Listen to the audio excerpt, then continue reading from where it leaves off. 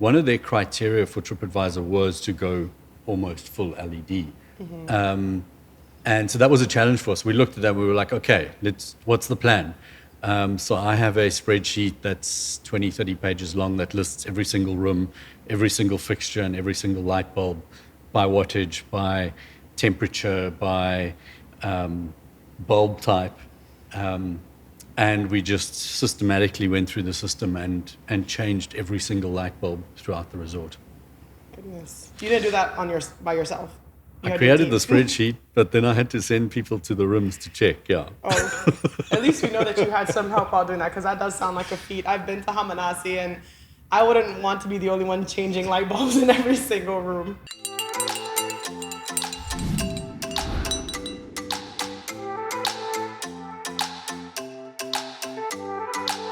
Welcome back to Tea Talk and Tourism, the podcast where we share stories and spill the tea on Belize's sustainability. I'm your host, Brianna Boyd, and today we're here with Hamanasi Adventure and Dive Resort, a Green Globe certified leader since 2010. From an organic garden, private nature reserves, and hands-on community education, Hamanasi is redefining ecotourism. Joining us is Mr. Launce Roberts to share how the resort is growing a greener future, one adventure at a time. So, how are you doing today? I'm good, excellent. Thank you for coming and seeing us all the way in Belize City. So let's get started, I guess, straight into what started Hamanasi? What started Hamanasi? What started Hamanasi? 25 years ago, the founders, David and Dana Krauskopf, who were your basic dirt trackers, they were looking for something special, something different, and their vision was to open the top resort, the best resort in Central America. That was their best resort in Central America. Yeah. That's controversial. It's difficult, but I'm glad to say we've achieved that on many occasions. Hamanasi made it into the top 25 all-time top resorts on TripAdvisor this past year. Not an easy feat, but definitely the recognition that the company deserves. What would you say are your biggest achievements in making that possible for Hamanasi? Well, the 2 years that we appeared in the top 25 on TripAdvisor, those were post-pandemic. And so our main objective then was to come back stronger. So we took all of our downtime to really just improve services and then build SOPs that when you came back during the pandemic, you were actually confident. Mm-hmm. I think the most important thing that we did with our staff was bring them back with absolute confidence. The top 25 in the world for the 25 years that TripAdvisor has been around, that's consistency. That's all about being there and doing things consistently. Consistency for me beats quality, because quality is always variable. But if you're consistent, people notice that. Consistency in the way you do things, consistency in how you operate, consistency in the smiles on people's faces. Those things make a big difference. Looking at my notes here, you guys are very consistent. I see that you've earned the Green Globe Gold, the STEP Bronze, TripAdvisor's Green Leader, and several awards from Belize to the Caribbean. So how do these recognitions reinforce Hamanasi's eco-credentials? You know, it's easy to measure yourself and say we're great. You know, I can go out there and say we do this, we do that, and sometimes it's actually quite important that you go out and you seek validation from independent external auditors. And so Green Globe, probably the biggest, most prolific auditing organization, STI, TripAdvisor. The TripAdvisor thing was for us critical because that was at a stage where we still had a lot of compact fluorescent light bulbs, incandescent light bulbs, and one of their criteria for TripAdvisor was to go almost full LED. Mm-hmm. And so that was a challenge for us. We looked at that. We were like, okay, what's the plan? So I have a spreadsheet that's 20, 30 pages long that lists every single room, every single fixture, and every single light bulb by wattage, by temperature, by bulb type. And we just systematically went through the system and changed every single light bulb throughout the resort. Goodness. You didn't do that by yourself?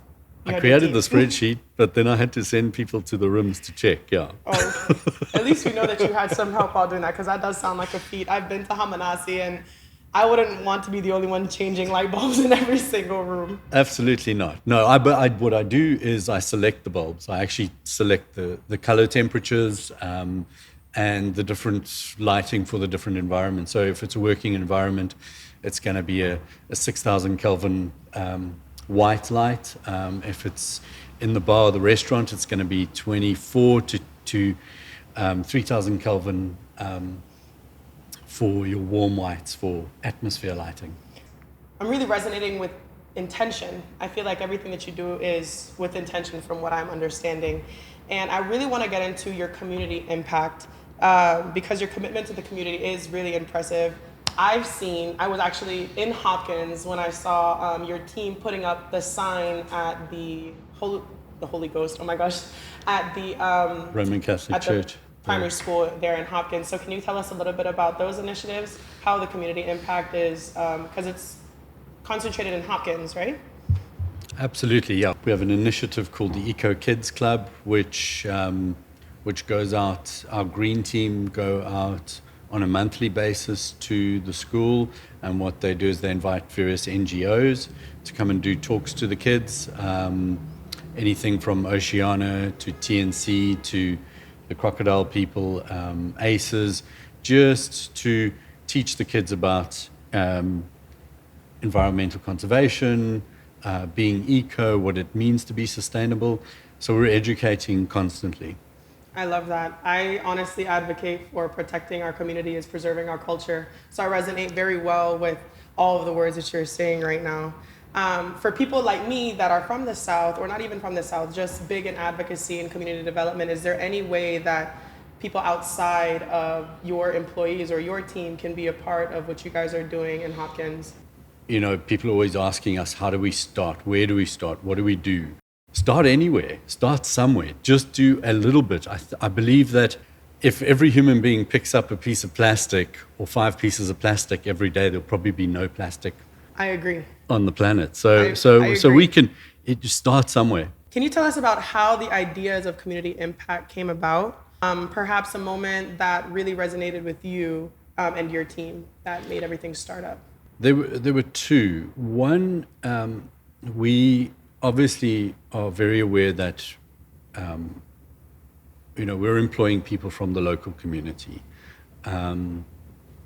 and we're always looking at ways to give back, whether it's to the school through the Ep.4 purpose program that we support. And we had a staff member that had diabetes. He was diabetic, and he slowly regressed and eventually passed away. And we looked at that, my wife and I, who runs the HR department, she's HR director at Hamanasi, she looked at that and she was like, we need to do something for the community and our staff. And so one of the programs that she initiated was the Hamanasi Wellness Program. We initiated the wellness program and began by simply educating and running clinics. There's clinics 2-3 times a month. Staff can get tested, they can get their blood tested, they can get their pressure tested, wow. They can get all sorts of things done. You can donate blood once a month. There's a whole range of things, and then there's the education that goes with it. And that, we believe, has made a big impact. We have a lot less absenteeism, and we have a lot less, we're not losing people. We're not losing people to serious illnesses. People are catching it early, and they're able to get treated. I think, to create that level of understanding and education, information's free. And if people can use it to better their lives, it's important. This episode of Tea Talk and Tourism is brought to you by our friends at Bricks and Books Cafe. More than just fresh coffee, soothing teas, and sweet treats, it's a community space. On the second floor, you'll find their bookstore, filled with hidden gems. And on the third floor is their gallery space that you can rent out for special events and gatherings. So the next time you're in Belize City, make sure you stop at Bricks and Books on Regent Street, where sips, stories, and spaces come together. For tourism operators looking to be more sustainable, I know that you guys use the word regenerative more than sustainable. How does your green team impact all of that? Okay, so sustainability is about being sustainable and being able to stay in business, and for communities to be sustainable. Regeneration is all about bringing it back to what it originally was. So whether it's cultural, whether it's environmental, we don't want to just stay the same. We actually want to be able to put back so that it regenerates. One of the most endangered forests in the world is your littoral forest. So anything that's on the coastline, those are generally or typically clear cut and then high-rise buildings set up. And instead of doing that, they decided, let's rather let the jungle regenerate, and let's carve out spaces within the jungle for our villas. So if you're on property at Hamanasi and you're walking through, the first thing you're going to notice is that it's much cooler, because we've kept the jungle so there's lots of shade with a nice cool breeze. It's actually very comfortable. As soon as you step into the jungle, it's cooler. That means our air conditioning is working less. That means we're using less power. That means it's a lot more comfortable for guests. Also, aesthetically, to have something within the jungle. Here you've got, Belize is beach and jungle, right? Here you've got it on your coastline, right there. You're actually on the beach and in the jungle at the same time. Best of both worlds. It's a win-win. So for, I guess, other tourism operators, tour operators, resorts looking to start small in the big world of sustainability, you guys have a lot of experience. You have a lot of experience in planning and execution. What are the first steps that you would advise these businesses trying to get into this field?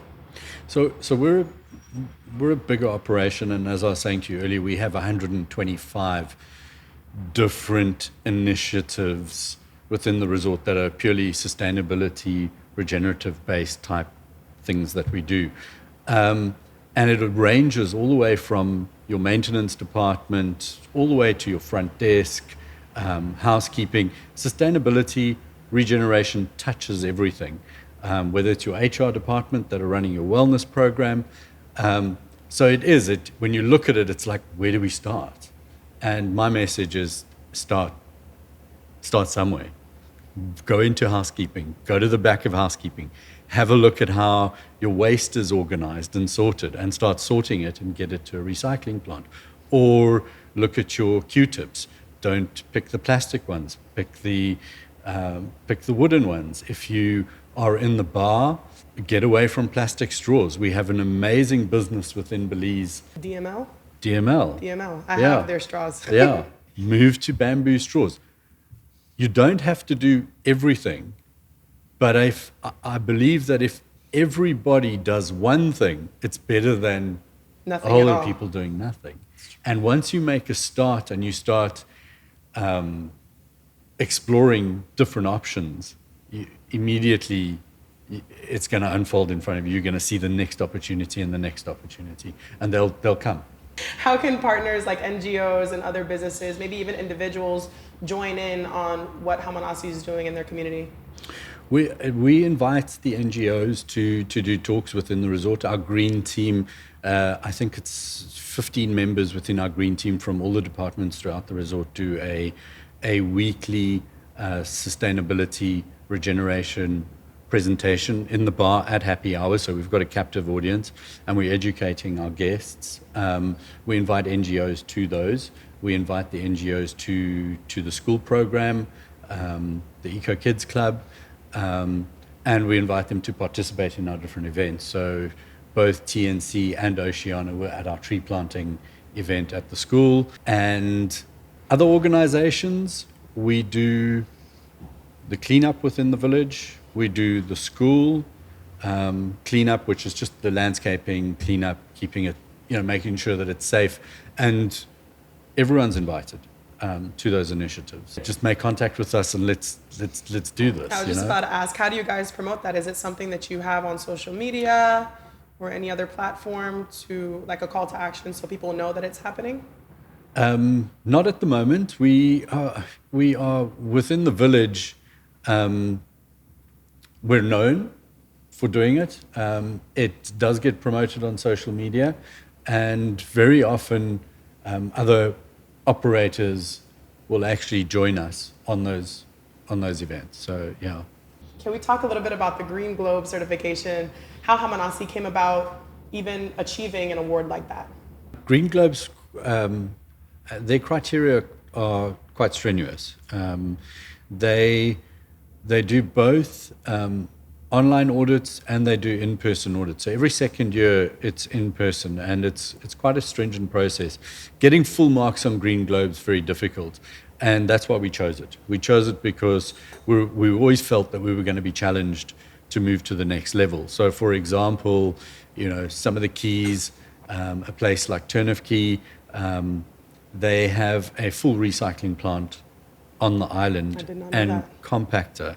So when they're moving trash off the island, they're moving everything off in its entirety and organized. So they score a little bit higher than us because obviously they're in a more sensitive environment, but they're doing what is actually very difficult to do. So we're picking the difficult things to do. I always ask difficult questions. I don't like to make it easy. But also, by the same token, we like to be challenged. Very often you'll find your resources are lacking. Yep.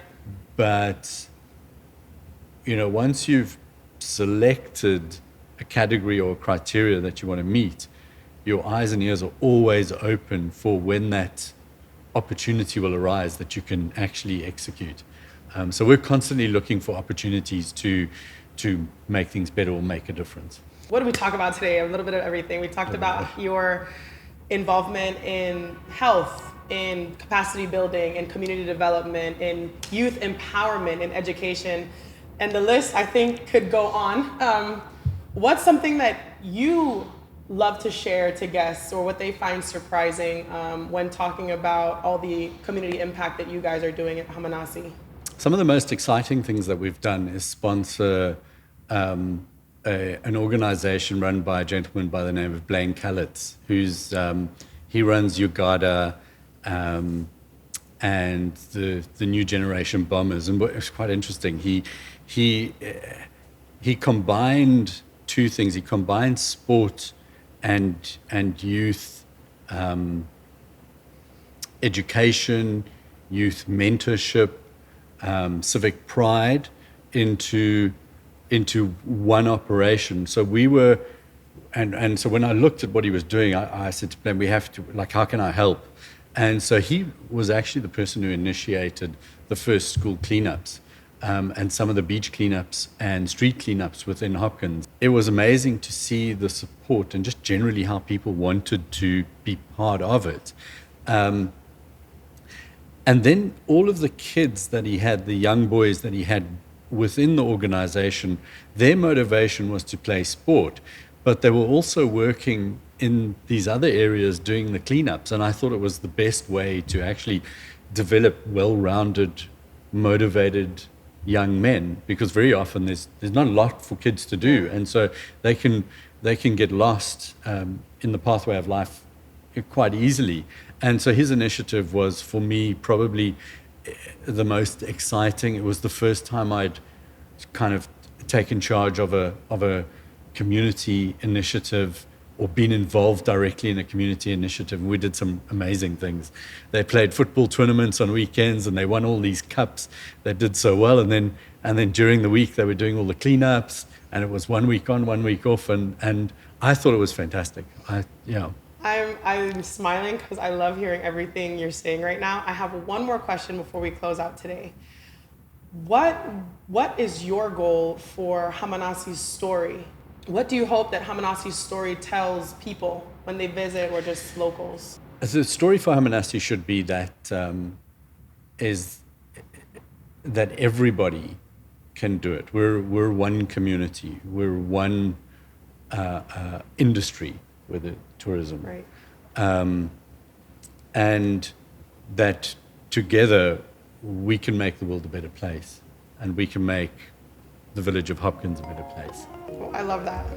Thank you so much for coming all the way to Belize City and being here with us today. Thank you very much for hosting us. And just like that, we've sipped our way to the end of season 2 of Tea Talk and Tourism. From history in the digital age, women leading in seaweed farming, and restoring our reefs by coral replanting, we've seen how Belize is creating a sustainable future. A huge thank you to our amazing guests, our listeners, and our sponsor, Bricks and Books Cafe. No go stash that teacup too far. Season 3 is artist steeping with new ideas, new voices, and maybe even a few surprises. Until then, stay curious, stay sustainable, and let your thoughts brew a little longer.